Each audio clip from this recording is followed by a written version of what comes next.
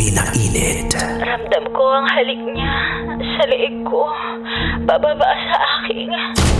At mas pag-uusapan. Tinanggal niya bigla yung panty ko. Mga sikretong dito mo lang mapapakinggan. Top Secrets. Top Secrets. Top Secret. Top Secret. Hi Kabisyo, totoo na to. Meron na talaga tayong caller on the line. Hindi ko na to patatagalin pa kasi baka mag-overtime na naman tayo. Ito po ang programang Top Secrets. At kasama na nga po natin sa kabilang linya ang ating caller. Hello, magandang gabi sa iyo. Magandang gabi po. Magandang gabi. Anong pwede naming itawag sa iyo? Jessa na lang po. Jessa. Jessa, kakanta ka ba ng Parang Di Ko Na Kaya? Parang ganun na po. Ay, nako, tagasan ka, Jessa? Taga San Jose del Monte po. San Jose del Monte, Bulacan. Yes po. Ilan taong ka na, Jessa? 28 po.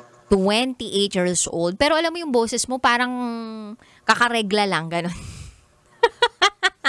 Charot lang with Darot. Sige na. Jessa, 28 years old from Bulacan. Ano ang top secret mo?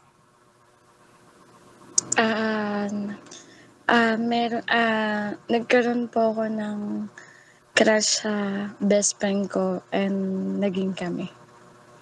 Habang both kami merong karelasyon. Nagkagusto ka sa best friend mo habang meron kayong karelasyon. Yes po.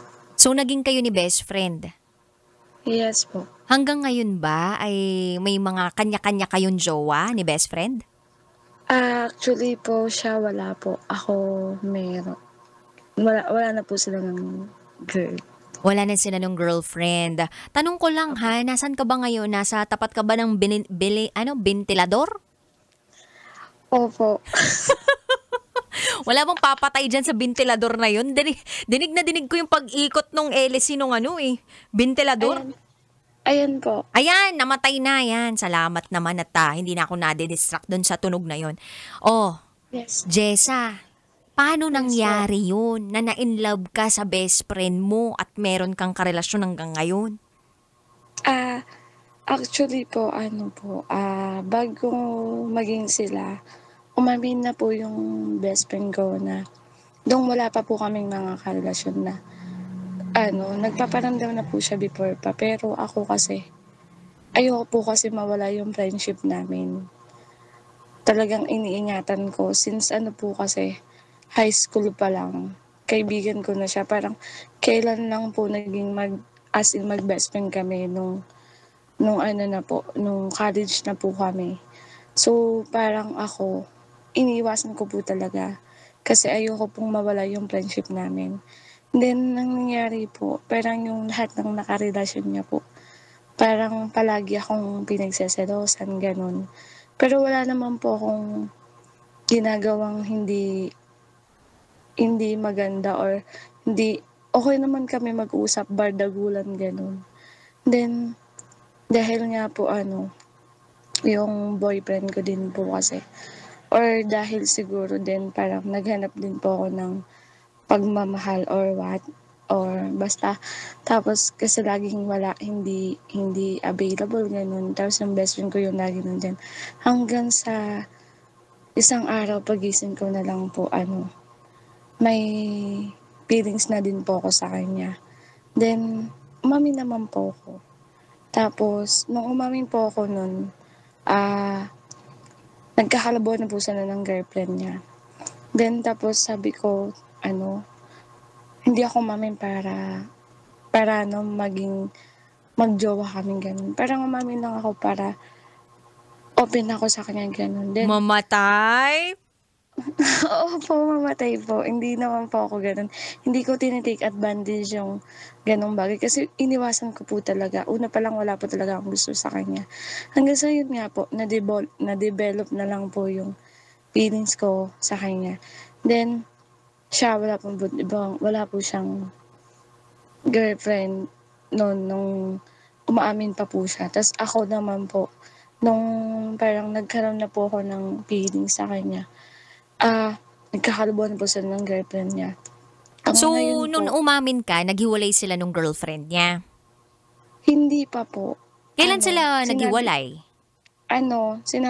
nagsabi na po yung girl na ayaw niya na parang napapagod na. Hindi ko din po alam kung anong reason ng babae, kung bakit ganun yung chat niya dun sa best friend ko. Then, tinanong ko bakit. Baka naman kasi pinaparamdam mo na ganyan, ganito. Pero, yun nga po, yung babae din po kasi, after a month po na naghiwalay sila, parang 1 month pa lang ata sila, may boyfriend na agad. Tapos, Then, ikaw naman, kumusta naman kayo ng karelasyon mo ngayon? Kayo pa rin ba going strong? O nagbabadya na rin na maghiwalay kayong dalawa ng boyfriend mo? parang ganun na din po. Tapos gusto mo na ituloy-tuloy kung anong meron kayo ni best friend. Anong sinasabi ni best friend ngayong meron ka pa rin boyfriend hanggang ngayon? Ano po, ano pa rin naman kami. Alam naman po namin na yung feelings namin is, hindi po pwede kasi may karelasyon nga po ako ganun. Pero hindi po nabago yung relationship namin na parang, kami magjowa. Wala pong ganun. Sinasabi ko din sa kanya na ayoko din makapanakit, ganun. Tas yung boyfriend ko po kasi 'di ba hindi naman na po, malamig naman na po din siya. Pero hindi ibig sabihin nun na malamig na siya, hanapin ko po yung kalinga dun sa best friend ko. Iniiwasan ko pa din po siya pero makulit po yung best friend ko. Pero sabi ko nga, kung kami po talaga, kami talaga. Then yung boyfriend, pero kasi alam mo po yun, DJ Rocky, iniiwasan ko po talaga na ma-fall talaga sa kanya.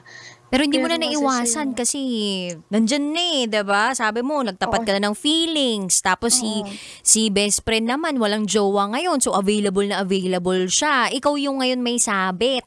Ang tanong opo, ngayon sa'yo is, hihiwalayan mo ba si boyfriend? Or tuloy-tuloy pa kayo ni boyfriend? hindi. Nag-decide na din po akong hiwalayan. Then, wala din po akong balak na boyfriend po yung best friend ko.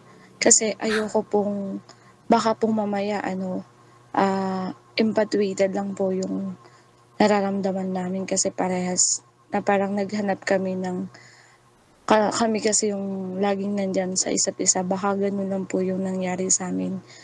Ayoko din po mawala yung friendship namin if ever na hindi mag-work yung pipiliin namin na itry namin na yung gusto namin na try namin baka mag-click as a jowa. Hindi, ayoko pa din po mag-risk kasi pag nawala po yung friendship namin, mahirap na po ibalik. In-explain ko naman sa kanya. Kaso ngayon, hindi po siya nagpaparamdam. 2 Si weeks na best po friend, siyang si best ganito. friend? Opo. Tapos, sabi ko bakit? Kaya baka Naka-monitor ka dyan Pero, sa'yo, no? Sorry. Narinig ko yung echo ng voice ko. Pwede mo bang i-mute muna yon yung kabilang phone mo or kung saan ka naka-monitor ngayon? wala naman po. Ay, ano yun? Guni-guni ko lang, ganun? Ayan po, meron po. Ayan Meron eh. po ba? Meron kanina. Okay, sige. So, 2 weeks na siyang hindi nagpaparamdam si Bestie? Opo. Tapos, Dahil sa sinabi mo. opo, kasi sabi niya, parang inano niya ako, hindi na totally sinumbatan. Parang sabi niya lang na, umaasa siya na siya yung pipiliin ko, ganun. Pero sabi ko, hindi, wala akong pipiliin.